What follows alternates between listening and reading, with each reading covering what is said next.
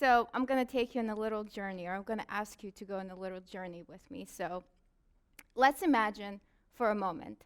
Let's say that you have an upcoming presentation, and it's a panel discussion with 4 other panelists followed by a Q&A session. And this is kind of a big deal. It's a big presentation. It's the biggest presentation of your life. So you spend days, maybe even weeks, preparing for this presentation. And it's now the day of the presentation. You and your panelists go out there and you're ready to do an amazing job. And all of you do a really good job. And personally, you think you kind of killed it. You really did a great job. And you are now ready for the Q&A portion of the presentation. The first person in the audience raises his hand and he asks one of the other panelists a question about something he said during his portion of the presentation. And then a second person raises her hand and she asks you about your accent and where you're from. You answer. And then a third person raises his hand and makes a statement how you did an amazing job for someone who is not a native English speaker. And then all of a sudden, you start to realize that maybe this presentation didn't even go that well. Maybe you didn't do a good job, because it seems that the audience doesn't even care about anything that you talked about during the presentation. They seem to be overly focused on your accent and where you're from. And also, deep within, you start to feel a sense of frustration and maybe a little bit of disappointment toward yourself, because you have allowed your accent to overshadow all of the hard work that you did and the actual presentation that you did. And it has essentially overshadowed the way that you wanted the audience to receive the content that you were presenting, and also to hear you the way that you wanted to be heard. So all of this hard work has been reduced to a discussion about your accent and where you're from. So this is a glimpse into the life of someone who speaks with a foreign accent, someone like me. In life, as human beings, one of our biggest goals is to be seen by others the way that we see ourselves. This includes being heard the way that we want to sound.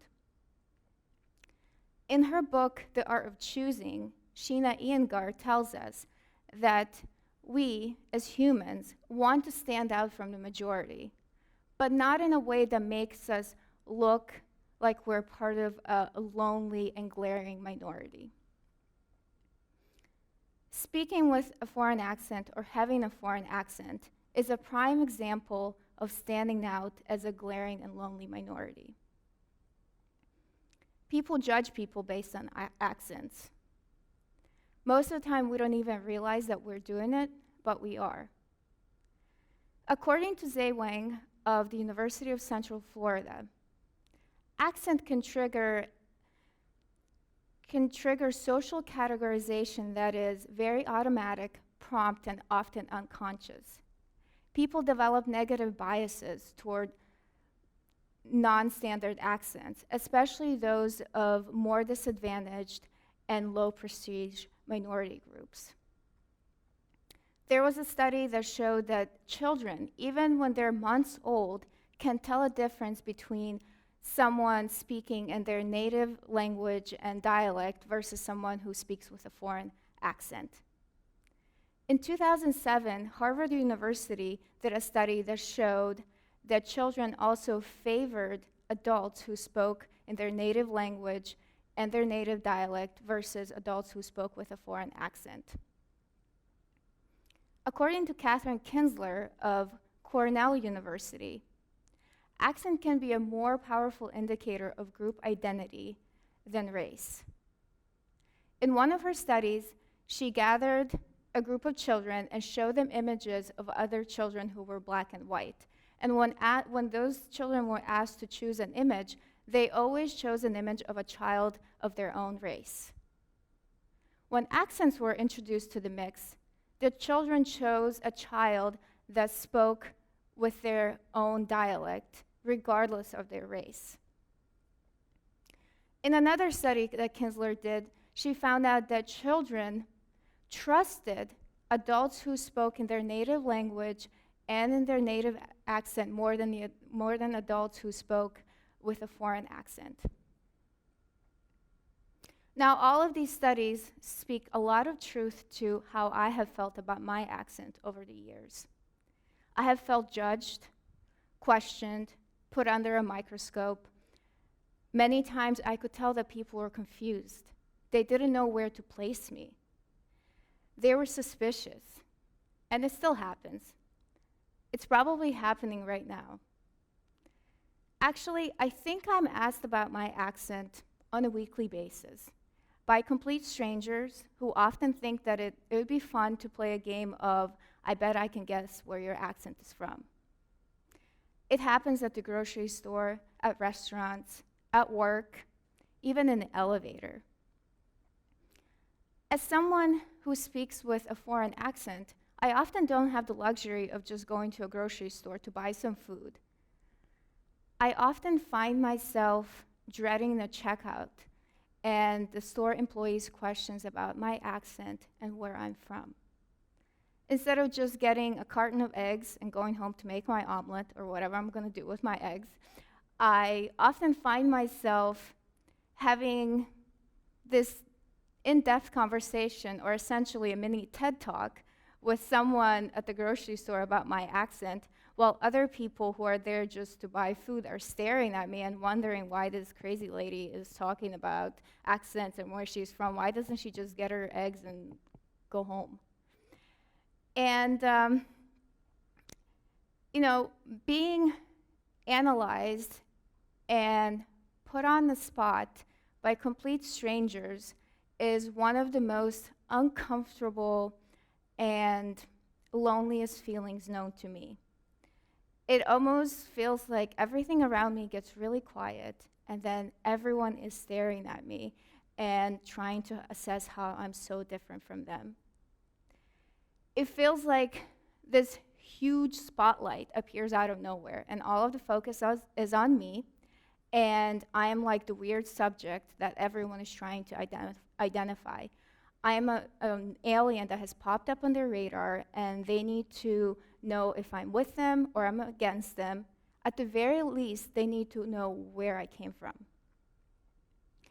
In moments like these, I just wish that I had a 30-second canned answer that explained what my accent is and where it's from, and also that would tell people that my life story is way too deep for a casual conversation with a stranger at a grocery store. I just need something that will communicate to people that I'm just a human being just like them. I'm just getting eggs, and I'm probably going to make the omelet the same way that they're going to make it at home. I'm not some crazy person. And then, a couple of years ago, I stumbled upon a book. I'm a marketing person, so it was a marketing book, but I don't remember its title. In this book, the author talked about how, as human beings, we share 99.9% of the same DNA, which means that all of us are essentially 99% the same. And that 0.1% that remains is what makes each one of us unique as individuals. So this was my, as Oprah would say, aha moment.